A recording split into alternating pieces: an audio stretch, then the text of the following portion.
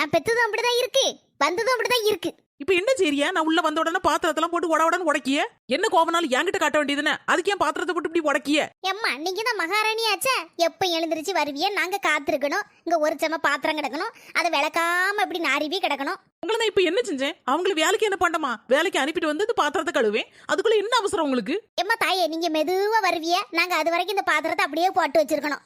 நான் என்ன பாத்திரத்தை கழுவ மாட்டேன்னு சொன்னேன், வந்து கழுவுதானே சொன்னேன். அதுக்குள்ள ஏன் இவ்வளவு கோபப்படுறீங்க? ஆமா, நீ எப்ப வருவேன்னு நான் பாத்துட்டு இருக்கேன் அது வரைக்கும். இந்த மனுஷனுக்கு காது கேட்கா, தண்ணி கொடுத்தாலும் போலாம் கேட்காரா? மகன் இருக்கும்போது பேசாம இருக்குது, இப்ப மகன் வேலைக்கு போயிட்டாருல, நம்மகிட்ட சண்டைக்கு வருது. ஆமா, நான் என் மோவன் போறேன்னா உன்ட்ட சண்டைக்கு வரேன். எனக்கு வேற வேலையே இல்ல. உங்க அம்மா நான் போன பிறகு அதை செஞ்சுட்டா இதை செஞ்சுட்டா அப்படி இப்படின்னு எல்லா கதையும் சொல்ல வேண்டியது என் மோவன்ட்ட. நீ நல்ல இலக்கி கொடு என்ன பத்தி என் மோவன்ட்ட.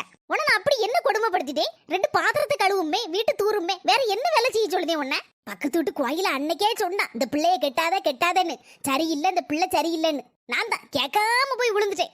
என் ஃப்ரெண்டு மாதிரி சொன்னால்வோ, மாமியார் சரியில்லை, மொழியே சரியில்லைன்னு. நான் தான் மாப்பிள்ளைக்கு பார்த்த உடனே நல்லா இருக்கார அப்படின்னு சொல்லிட்டு சரின்னு சொல்லிட்டேன். ஆமாம்மா, என் மொழி சரியில்லதா. அப்படி நான் என்ன கொடுமை பண்ணிட்டேன் உன்ன?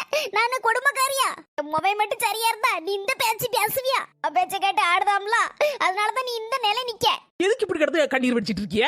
உங்களை என்ன சொல்லிவிட்டேன்? அம்மா நீ ஒண்ணுமே சொல்லல இல்ல. உங்க மொபைல் வந்தோடனே இப்படி பிரச்சனை நடந்துச்சு அப்படின்னு சொல்லி கூட 2 கண்ணீரை வடிச்சு கடைசியில 2 ஆக்கணும் இந்த வீட்டை. அதுன்னு உங்களுக்கு பிரச்சனை? வயசான காலத்துல வாங்கிட்ட இதெல்லாம் கேட்கணும்னு என் தலையில எழுதி இருக்கு. என்ன செய்ய? ஒரு வயசு வாத்துக்காண்டில என்னெல்லாம் கேட்க வேண்டி இருக்கு. உங்களை என்ன கொடுமைப்படுத்திட்டேன்னு இப்படி கிடந்து அழுதுட்டு இருக்கிய? என்ன பேசிட்டு இருக்கிய? நான் வந்த உடனே பாத்திரத்தை போட்டு உடச்சது யாரு? நீங்க தானே. சண்டையை ஆரம்பிச்சது நீங்க தானே. உங்களுக்கும் ஒரு மொவா இருக்கதானே செய்தா? அவள உன் மாமியார் இப்படி கிடந்து கேசனா நீங்க பொறுப்பியலா? உடனே போய் கேப்பேல. என் மோவளை எதுக்கு இழுக்க? இப்போ அவன் நல்லா இருக்குது உனக்கு பிடிக்கலையா? இந்த பாரு, வாங்கிட்டு நான் பேசிட்டு இருக்கேன். என் மோவளை எதுக்கு இதுக்கு தேவையில்லாம எழுதிட்டு இருக்க? நீ அழுது பிரச்சனை பண்ணியே என் மோவன் இந்த வீட்டுக்கு வரதே நிறுத்திட்டாள. ஒன்னா சொல்லி கொடுத்து என் மோவனையும் பிரிச்சுட்டிய. 2 பேரும் அக்கா தம்பி பேச மாட்டா கவலை. இப்போ ஆமா, நான் தான் உங்க மோவனையும் மோவளையும் பிரிச்சேன், அக்கா தம்பியும் பிரிச்சு விட்டுட்டேன். நான் போறேன், எங்க வீட்டுக்கே போறேன். நான் இருக்குது உங்களுக்கு கஷ்டமா இருக்குல்ல, நான் போனதான உங்களுக்கு நிம்மதி. நீங்க உங்க மோவே எல்லாரும் சந்தோஷமா இருக்க. நான் எங்க அம்மா வீட்டுக்கே போறேன். போ, அப்படியே போய் நீலி கண்ணீரை வடிச்சிட்டு என் மோவன்ட்ட போய் போனை போட்டு பேசு.